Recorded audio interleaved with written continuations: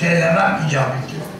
Bakın ki Süleymaniye'den ilim sahibi 400 ulemayı mücaz kalkıp manevi bir nüfuzu elde etmesi için Dehlevi'ye o kadar kısa yaya olarak bunu giden Mevlana Halid Oğuz Abdullah Dehlevi huzuruna gittiğimde orada ilmi kisvesi altında ona rava görülen o 6 ay zarfında tuvalete su çekmek. Bundan imtina etmeyin, üşenmeyen ve söylenildi ki şahide senin huzuruna bir alim gelmiş, su çektiriyorlar. O diyor, benim yanımda öyle bir alim yok, getir namaz kılıyorsun. Getiriyorlar, namazda Fatiha'yı okuyor. Bu hayatdır. Bu kemale ermediğinden Fatiha okuyamıyor. Ve sonra kemale ermediğinden icazesini veriyor. Ve verdiğinden verdiği hizmet dolayısıyla işaret sen Diyarbakır'a gidersin, sen memleketine gitmeden oraya gideceksin. Ve orada Diyarbakır'da Aleyhisselatü Medresesi'nde o hocayı diyeceksin ki talebeleri bırak, bugün talebelere ihtiyaç yok. Avamın hizmet-i İslami tebliğat yönünden ihtiyacı olduğunda sana refakat gelsin. Ve ben onu Üveysi mertebesinde bunu kabul etmişim. Bunu da ile benim kabuliyettim ve sana mürafakat eden arkadaşlarım ne gelsin. Bunu hiç tereddüt etmeden bırak. Gidiyor 7 sene. Refakatinden sonra dönüşünde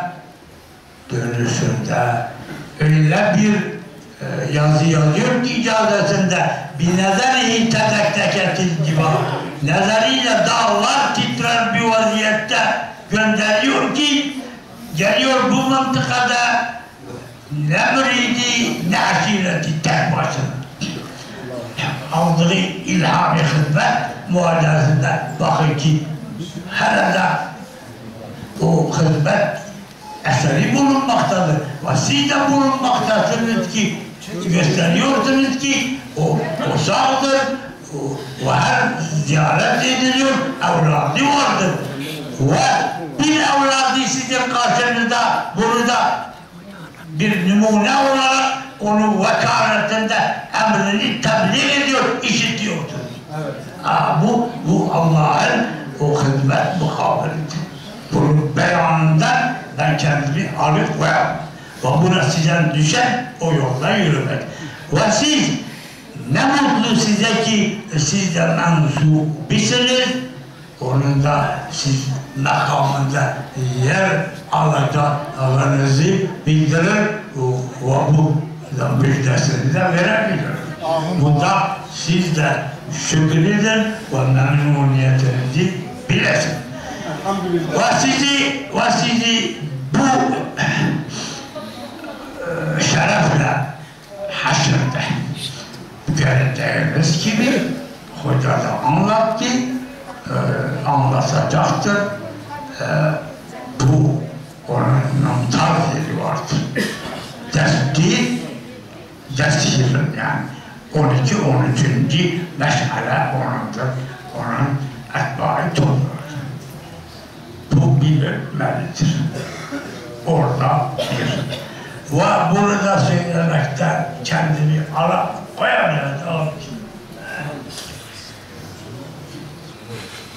Bu hizmete iştirak etmeyenlerin mahcubiyeti, üzüntüleri, sığınacak yeri olmadığını ve ne kendileri ne tebayyeleri kurtaramayacağı burada vakiyettir.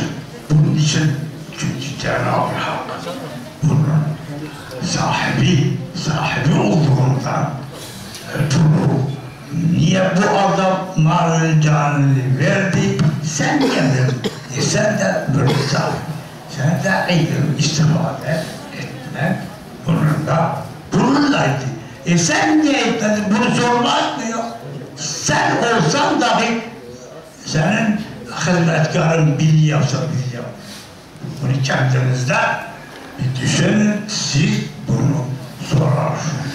Bu Cenab-ı Hak, bunu yaratıcısı bunu sorar.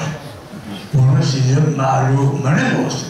Ve siz de iftiharla bunu bu taifenin bir emradı olarak o meşalenin altına gireceğinizde o şeref, o zat nasip olacak size böyle kadar.